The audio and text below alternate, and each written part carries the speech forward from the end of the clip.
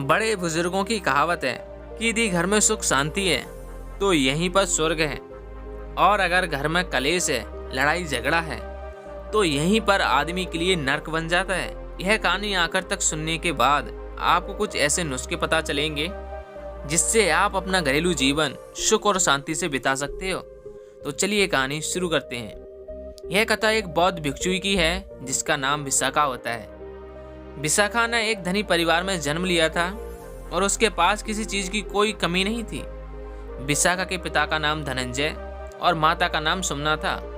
उसके माता पिता शुरू से ही भगवान बुद्ध के प्रति बहुत श्रद्धा रखते थे। वह उन्हें बहुत मानते थे और बुद्ध की हर सभा में जाया करते थे। विशाखा भी बचपन से ही अपने माता पिता के साथ धर्म श्रवण को जाती रहती थी। कहा जाता है कि विशाखा जब 7 वर्ष की थी तभी वह श्रोतापति के फल को उपलब्ध हो गई थी। श्रोतापति का अर्थ होता है ध्यान की धारा में बह जाना, यानी स्वयं को उस अस्तित्व के हाथों में छोड़ देना और अपने में ही डूब जाना। मनुष्य जब भी आध्यात्म की यात्रा पर चल सकता है जब वह श्रोतापति को उपलब्ध हो जाए। मनुष्य के जीवन का महत्वपूर्ण पड़ाव होता है। मनुष्य के शरीर को 7 चक्रों में विभाजित किया जाए तो यह तीसरा महत्वपूर्ण मणिपुर चक्र होता है। पहले 2 चक्रों तक प्रकृति अपना काम करती है। मणिपुर, जिसे हिंदुओं ने सचमुच बहुत ही सुंदर नाम दिया है, वो सच में मणि है। वह मनुष्य के भीतर का भाग्य खोल देती है। मणि चक्र बंद होता है बिना गुरु के सहयोग के, वह कभी नहीं खुलता, और जिसका खुल गया वह समाज की नजरों में आपको पागल लगेगा। आप उन्हें कहेंगे भाई तो दीवाना हो गया है। बहुत छोटी सी उम्र में श्रोतापति उपलब्ध हुई विशाखा जब बड़ी हुई तो उसका विवाह श्रावस्ती निवासी मेघा सृष्टि के पुत्र बदन से हो गया। जब विशाखा की मायके से विदाई हो रही थी तब विदाई के समय धनंजय सेठ ने अपनी बेटी विशाखा को 10 बातें संकेतों में समझा दी थी। सबसे पहले, घर की आग बाहर मत ले जाना। दूसरी, बाहर की आग घर में मत लाना। तीसरी, जो देता है उसको देना, जो नहीं देता उसको मत देना। 5वीं, जो देता है उसको भी और जो नहीं देता है उसको भी देना। 6ठी, सुख से बैठना। 7वीं, सुख से खाना। 8वीं, सुख से लेटना। 9वीं, अग्नि की परिचर्चा करना। 10वीं, कुल देवों की पूजा करना। और उस समय से ही पिता की बातों को गांठ बांधकर विशाखा ने अपने ससुराल में प्रवेश किया। उसे अपने पिता की हर शिक्षा याद थी। उस घर में भगवान का दिया हुआ वो सब कुछ था जो कुछ भी उसे चाहिए था। लेकिन फिर भी विशाखा को उस घर में एक कमी खलती रहती थी, और वह कमी थी भगवान की कमी। अब श्रावस्ती में रहकर भी कोई भगवान के प्रति श्रद्धा न रखे, यह किसी चमत्कार से कम नहीं है। कपिल वस्तु में रहने वाली विशाखा ने श्रावस्ती में विवाह इसलिए किया था कि उसे वहां भगवान के दर्शन करने को मिल जाएं। यह भगवान का अर्थ है भगवान बुद्ध। इस कहानी में आप बार बार सुन रहे होंगे कि भगवान बुद्ध श्रावस्ती में बैठते थे। अपने जीवन के 40 वर्षों में से 25 से भी अधिक वर्ष श्रावस्ती में गुजारे। विशाखा के ससुराल का माहौल ना तो बुद्ध के विरोधी था और ना ही उनके अनुयायी जैसा। उसके पति और ससुर दोनों ही पूजा पाठ करके धन कमाया करते थे, लेकिन किसी ने आज तक किसी संत भिक्षु को ना तो दान दिया था और ना ही उन्हें कभी भोजन करवाया था। उन लोगों ने आज तक वहां पर कोई कुआं नहीं बनवाया और ना ही कोई धर्मशाला। इतना सब कुछ होने के बावजूद भी उन्होंने अपनी कमाई से आज तक शुभ कार्य नहीं किया था। ऐसे ही एक दिन की बात है, विशाखा अपने ससुर को गरम गरम भोजन परोसकर खिला रही थी। मिगार हमेशा सोने चांदी के बर्तनों में ही भोजन किया करता था।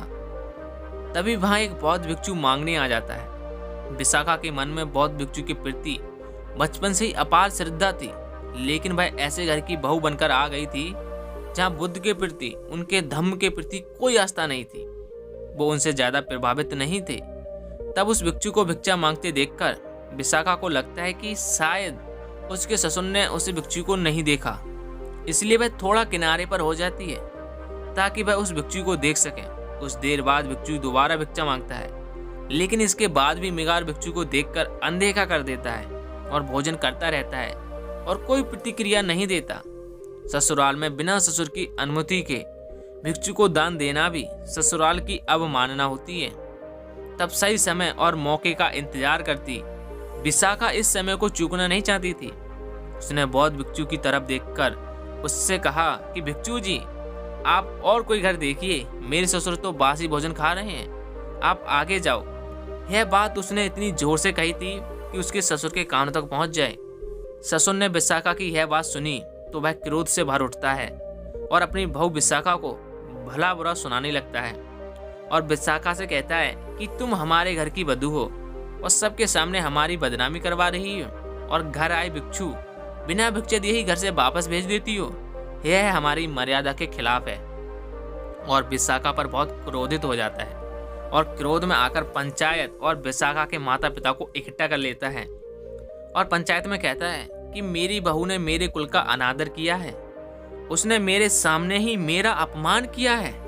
उसने एक बौद्ध भिक्षु को यह कहकर घर से वापस भेज दिया कि मेरे ससुर तो बासी खाना खा रहे हैं। आप पंच लोग हैं, आप ही इसका फैसला करो और जो भी हर्जाना होगा मैं उसे मान लूंगा। मुझे मेरे बेटे को मेरी पुत्र वधू से तलाक करवाना है। उसके माता पिता भी यही हैं। इतना कहकर वह रोने लगता है। मेगार को रोता देखकर पंचायत ने विशाखा से पूछा कि बेटा, तुम सुशील हो, संस्कारी हो, पढ़ी लिखी हो, उच्च कुल से हो, क्या ऐसी मर्यादा से समाज चल सकता है जहां बहू अपने ससुर की सेवा करना तो दूर की बात, उनका मान सम्मान तक नहीं कर सकती। जब आप जैसी पढ़ी लिखी लड़की इस प्रकार का आचरण बनाएगी तो हम बाकी सबसे क्या उम्मीद करेंगे? तुम बताओ, क्या तुमने सच में ऐसा कहा था कि मेरे ससुर तो बासी भोजन खा रहे हैं? जवाब देते हुए विशाखा ने दोनों हाथों को जोड़कर कहा कि पंच तो भगवान के तुल्य होते हैं। मैं आपसे कुछ भी झूठ नहीं बोलूंगी। यह सत्य है कि मैंने कहा था, लेकिन जो कहा था वह भी आप जान लीजिए। हमारे घर में वह सब कुछ है जो किसी आदमी को चाहिए। धन दौलत, जेवर, घर, सुख सुविधा का हर सामान चाहिए होता है। किसी चीज की कोई कमी नहीं है। सब धन्य धान्य से भरा हुआ है। भगवान ने सब कुछ दिया है, लेकिन इसके बदले हमारे ससुर जी ने कभी कोई दान दक्षिणा, कोई मंदिर या कुआं या भोज आदि कुछ नहीं करते। कभी कभी तो मुझे ऐसा लगता है कि किसी और जन्म की कमाई होगी जिसे इस जन्म में उपयोग कर रहे हैं। कुछ बोया होगा पिछले जन्म में जो इस जन्म में काट रहे हैं, वरना तो इस जन्म में तो ऐसा कुछ किया ही नहीं है जिसके बदले यह सुख वैभव भोग रहे हैं। तो आप ही कहें कि मैंने क्या गलत कहा? मैंने तो उसे केवल इतना ही कहा था कि मेरे ससुर बासी खाना खा रहे हैं। तब आप लोग ही बताएं कि मैं कहाँ पर गलत हूँ, मैंने क्या गलत बोला? विशाखा की यह बात सुन पंचायत उसकी प्रशंसा करने लगती है और मेगार से कहती है कि तुम्हारी संपत्ति पर तुम्हारी बहू का कोई अधिकार है या नहीं? यदि है तो उसे उसमें से कुछ अपने धर्म के हिसाब से खर्च करने की आज्ञा आपको देनी चाहिए, क्योंकि आपकी बहू आपका अपमान नहीं कर रही थी बल्कि आपको चेता रही थी। पंचों की बात सुनकर मेगार उनसे कहता है कि केवल यही एक बात नहीं है, और भी बात हैं जिससे यह ज्ञात होता है कि ये हमारे घर की बहू बनने के काबिल नहीं है। पंचायत ने पूछा, जैसे कि जरा बताइए तो सही। तब मेगार कहता है कि मायके से विदाई के समय भी उसके पिता धनंजय सेठ ने इसे हमारे खिलाफ भड़काया था, जिसके कानों में कुछ ऐसी बातें कही थीं जो मैंने सुन ली थी। मैं वहीं पर खड़ा था पर्दे के पीछे जब इसके कान भर रहे थे। तब पंचायत ने पूछा, ऐसा क्या कहा था, बताओ जरा। तब मेघार सेठ कहता है कि उसके पिता ने कहा था कि घर की आग बाहर मत ले जाना। अब आप ही बताइए कि हम गृहस्थी के लोगों के लिए संभव है कि अपना चूल्हा जलाने के लिए किसी ने आग मांग ली तो क्या देंगे नहीं? यह तो आस पड़ोस में बैर फैलाने वाली शिक्षा है ना। तब पंचायत विशाखा से पूछती है, क्या यह सत्य है? क्या उन्होंने ऐसा कहा था? तो विशाखा उनसे कहती है कि यह सत्य है, लेकिन ससुर जी ने उनके अर्थ को गलत समझ लिया है। मेरे पिताजी मुझसे बस यह कह रहे थे कि अगर अपने ससुराल में अपने सास ससुर, देवर, पति इत्यादि किसी की भी कोई कमी दिख जाए तो उसे कभी घर के बाहर मत कहना। यदि घर में कभी लड़ाई झगड़ा हो जाए तो वह बात भी कभी घर के बाहर मत कहना। उनका यही अर्थ था। अपनी बहू की ऐसी बात सुनकर मेघार सेठ हैरान हो जाता है। तो वह कहता है कि बाकी शब्दों का क्या मतलब थे? उनके द्वारा कहे गए हर शब्द से घर में बैर ही होगी। तो विशाखा पंचायत में कहती है कि मेरे पिता के कहे हर शब्द का अर्थ ससुर जी ने गलत निकाला है। अब जब उन्होंने बात रखी है तो मैं बाकी सब का भी अर्थ बता देती हूँ। मेरे पिताजी ने बाकी संदेह में यह कहा था कि बाहर की आग कभी घर में मत लाना, अर्थात यदि मेरे ससुराल के किसी परिजन की कहीं कोई बुराई कर रहा हो और यदि तुम इस बात को सुन लो तो इस बात को भी घर में मत कहना। यह एक बहुत बड़ी आग होती है जिससे घर में समस्या पैदा होती है। तीसरे और चौथे शब्द का अर्थ जो देता है उसको देना और चौथा जो नहीं दे उसे मत देना। उसका यही मतलब था कि यदि किसी पड़ोसी या रिश्तेदार को कोई वस्तु या धन उधार देना पड़ जाए तो उसे ही देना जो वापस कर दे, ना कि उसको जो कभी वापस ना करे।